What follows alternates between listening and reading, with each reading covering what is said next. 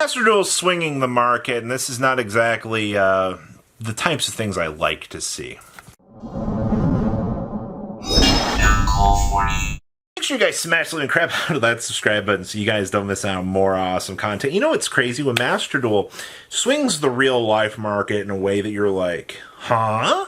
So starting off over here with Sword Soul, I don't know if you've paid attention to the Mo Yi situation out here, but Mo Yis are scraping through some stupid price points right now. A lot more than I think people want to be seeing. If you're looking at $11 right now on copies of Mo Yi, and the deck is, in my personal opinion, not even that good, but, you know, Master Duel just did a return campaign for this, you know, and you're basically seeing people harvesting this. So like, hey, you know, I got a free Sword Soul deck. How much is Sword Soul IRL? And you're looking at the cost of like 30, 40 bucks.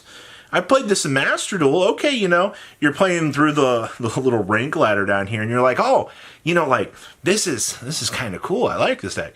People are actually buying real cards because of Master Duel, and this is going to be a lot of the trend that you're going to be seeing in this video, supported by these trends. And I think it's ingenious marketing on Konami's behalf. Actually, I gotta give them the little happy plug here. Honestly, if you create a campaign, you give these duelists these Sword Soul decks, and then these players are like, well, shucky darn, you know, now I can go ahead and I can be the master of Sword Soul. It gets people looking at it. Now, the problem is it's not the most competitive thing in the world, and we don't have Sword Soul support planned anywhere down the line anytime soon, but if people do want to choose to pick this stuff up and give the deck a shot, understandable. Like, I don't know what else there is to say about this. I do attribute a lot of the success to this from Master Duel, even though we still have people out here going, yeah, Sword Soul best deck, and it's like, you're not branded. You know, take a breather on that, you know. But the Master Duel effect in full swing for Sword Soul stuff. So expensive, actually.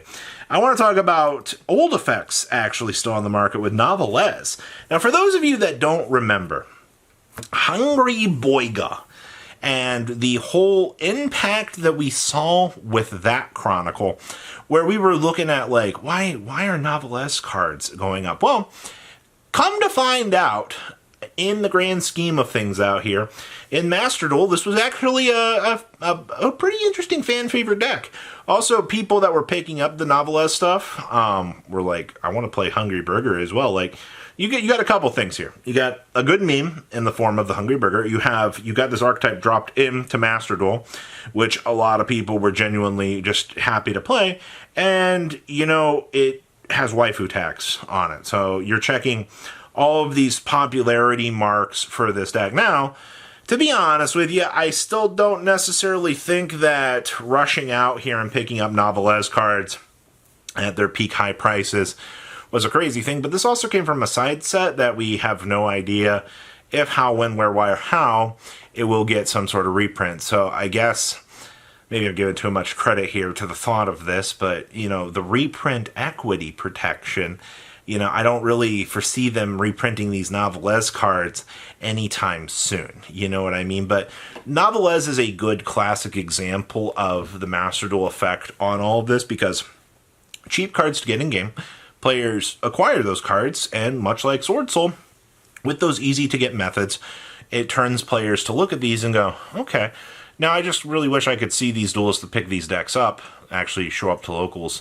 and actually play. I feel like there's a giant disconnect there currently at the moment between picking up X deck on Master Duel and playing X deck IRL. But, you know, who knows? Anything is entirely possible on that. Now, Vanquish Soul. Now, this has been an interesting one. I actually didn't realize that Vanquish Soul was doing so well on Master Duel. As of filming this, I was looking at the Master Duel meta tier list just out of curiosity, and Vanquish Soul is like the only listed current tier 2 deck. And I mean, that's putting tier like just a little bit below it, but I was always kind of wondering, it's like, why did they make Rock the Vanquisher an ultimate rare? Was Rock the Vanquisher an OTS ultimate rare choice to get players interested in looking at the game because of Master Duel? Did they go, hey, you know, we're going to drop Vanquish Soul into Master Duel, and then we're going to give it an OTS ultimate rare so the people that do play Master Duel will be interested and have picked up a Vanquish Soul deck to get them to come on over to the local LGS to try to get these ultimate rare upgrades for Rock the Vanquisher. I know, we're reaching here for theory, but I actively do believe that that could have been some of the logical thinking that they were going through. And also, I mean, it's also not like Vanquish Soul based on fighting games in terms of its design. And, you know, you literally have a start screen card option combo thing as well. You have the specialty moves named as cards. Like, what's not to love about this? All right, and to see that, you know, the Master Duel effect also got a hold of this. I mean, you still look at some of these Vanquish Soul cards in the current list of rarities, and you're like, who's paying this? Vanquish Soul isn't doing anything really in the competitive side of things on our side of the game. And it's like, no, these cards, once again, you got the Master Duel effect. You got people that are looking at this deck like, ooh, fighting game cards. They're appealing to a much broader or a much wider audience over here on Master Duel. It's working. All right, it's doing its thing. Now, the current trend of Snake Eyes, Snake Eyes, Snake Eyes, Snake Eyes. The current Tier 1 deck in the realm of both formats here. And, you know, I do actively believe that they ported this into Master Duel so that they could start getting it done and over with much sooner. But when you have Snake Eyes running all three formats right now, I can't really say that the Master Duel effect is affecting this all this much because every standard TCG player in the meta, in the room out here playing competitive, knows that Snake Eyes is the best deck in the room. I do believe that you will have people that will be playing Snake Eyes IRL that will be playing in Master Duel as well. That's an entirely different term of discussion because when you already have one Tier 1, maybe even borderline Tier 0, depending on how you look at it out here, running all three formats, you kind of got to wonder, obviously, that there will be some sort of percentile card distribution towards this. You know, this isn't a case of, hey, you know, like, this card's going up strictly because of Master Duel. Most of this does have other application to it. Master Duel is affecting this sort of stuff on a much higher scale. And when you have a crazy Tier 1 deck smashing down a meta, let's get in all three realms. I mean, there's got to be at least one duelist that looked at Snake Eyes and Master Duel and went, I want to go play that IRL. And they looked at the price and they're like, no. Never mind, I'm not going to do that. We don't do that here. And then, I mean, there's obviously going to be people that only play Master Duel that are looking at this sort of stuff. So, I'm not going to...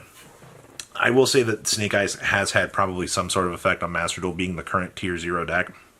But it's not the point of this discussion. It's to point out and go, hey, Master Duel does affect the actual online market. So where do we go from the future of this? So, with Master Duel being the slowest behind processor of all this, because cards will hit the OCG, typically then they'll hit the TCG, with the only exception, I think, to the rule being Promethean Princess out here so far. And then you'll have these cards hit Master Duel, which means you'll have a little bit of time to pick things up in the TCG, or maybe even like the OCG, for example, if you're an OCG player watching this. You know, you'll have time to pick these things up before they hit Master Duel, and then we see what we're going to call the Renaissance phase, where people start to play these cards in Master Duel, or they just happen to get them, and they're like, oh, huh. You know, like, this is kind of cool, you know? It's suddenly a different story once we get these, and I think this is good for marketing, actually. I think it's good that cards can hit, they can be very cheap, and then they'll start to go up later on as they hit Master Duel, and these sorts of things start to gain some crazy value. And that's good. That is. It just means that you've got to make better decisions instead of going, I'm going to wait this whole time. We've talked about, you know, you can wait for a lot of these cards to do their things, but then you'll just be shocked at other times when this stuff goes up to some crazy value and you're like, what in the world just happened?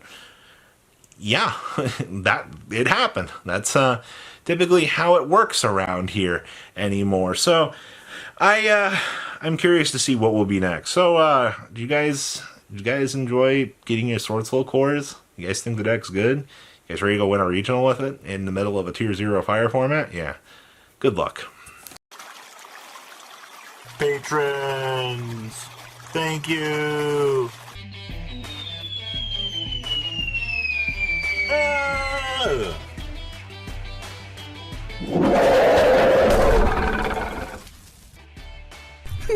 you so much for watching. Check out these other videos.